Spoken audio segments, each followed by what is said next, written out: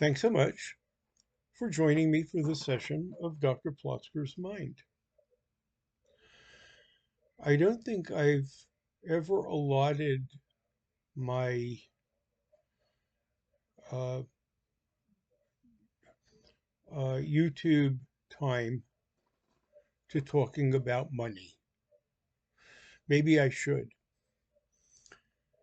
Uh, Earlier this week, I was watching Carrie Newhoff, who is a church developer, a very insightful man who I watch periodically, interview Ramit Sethi, who is an expert on personal finance, who's written some books and um, has his own podcast in which he interviews couples who have different views of their personal finance, if they even know what their personal finance is.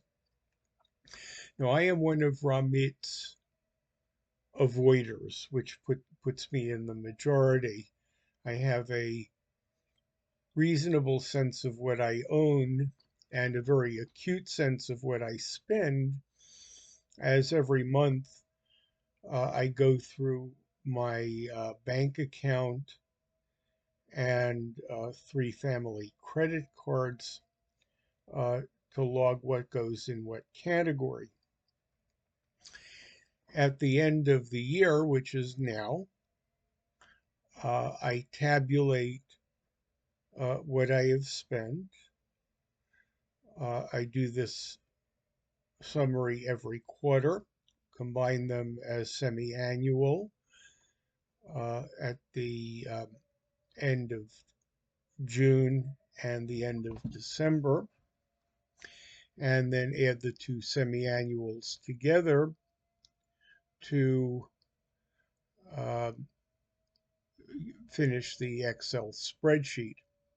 I spent a lot of money this year, more than I thought I would earn. Uh, what Ramit talks about is deriving pleasure from the money that you spend. And I don't know if I do. I had some gift certificates, some earned, some as rebates, uh, that I've been reluctant to redeem. The one had an expiration date that I was unaware of.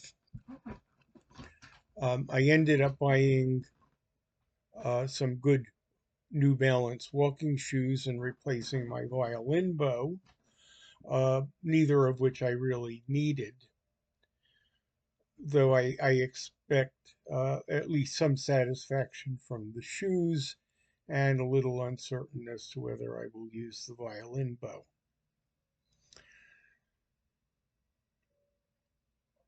A lot of my view of money is that it provides me good enough, but not exceptional. But I've uh, lived far beyond my parents' means, and I've never aspired to anything exceptional. Uh, Ramit, when talking to Carrie, uh, definitely categorized people like me, who could enjoy their um, largesse and generosity, for that matter, more than we do. But these are ingrained patterns. I was not raised in poverty, but I was certainly raised with frugality. You save for things that you either really need, like tuition, or really want, like a house, though not an extravagant one, and tend to be a bit petty on other things. In my case, donations to worthy causes, or to the little items that won't change my financial future, things like going out for coffee or uh, buying a piece of clothing that I particularly like, but whose price exceeds what I think I should pay for it. Yes, Ramit describes people like me very well. It's now the end of the year, and I've tabulated what I spent my money on, though not how much money I made. The allocation of the expenditure, a lot of it went into maintaining my home, uh, about 12% of it. I spent much less on travel than I should have. The year before, I had gone to Europe.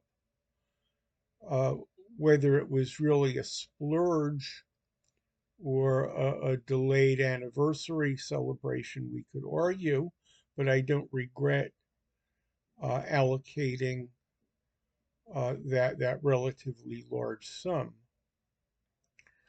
My kids got their tuition not fully paid, but defrayed in a way that they can go on with their adult lives without being in permanent debt.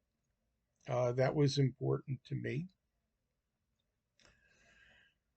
And as I have less other things to spend my income on, and my income is now passive and ample, I find myself a little bit more generous for causes, and that's probably the way it ought to be.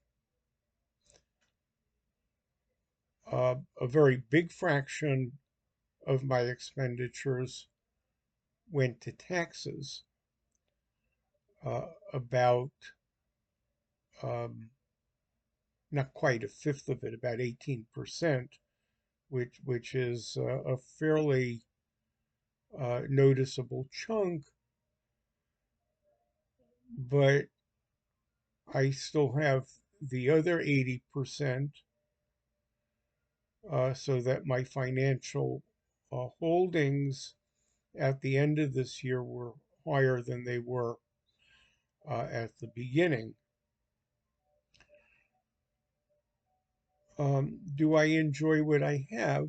Which is really Ramit's fundamental question. He titled his book something along the lines of having your rich life. And I'm doing okay. There's nothing that I want that I deny myself. But over the years and the decades, I've kind of adapted to what I want. In my younger years, I might have liked to have a McMansion. Now I don't. I thought about having an elegant car. Now I don't. Never went out much, never traveled the world. But in my later years, I don't feel deprived because of that. So maybe Ramit's criticism of people like me aside, my own summary, having gone through the numbers, is that I did what I'm supposed to do. Thank you very much for joining me for this session of Dr. Plotzker's Mind.